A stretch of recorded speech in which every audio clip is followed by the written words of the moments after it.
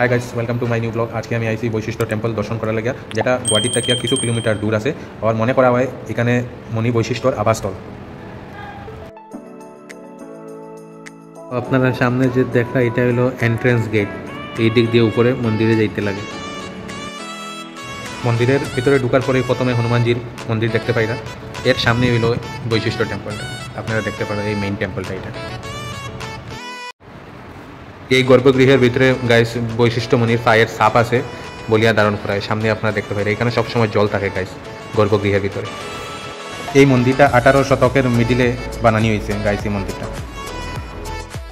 তো গাইস এই মন্দিরটা মেঘালয়ের পর্বত থেকে উৎপন্ন হওয়া 3টি পৌরাণিক পর্বত দ্বারা ললিতা, কান্তা ও সন্ধ্যার তীরে অবস্থিত। এরকম আরও ভিডিও দেখার হইলে গাইস আমার ভিডিওটা লাইক, শেয়ার, কমেন্ট করিও।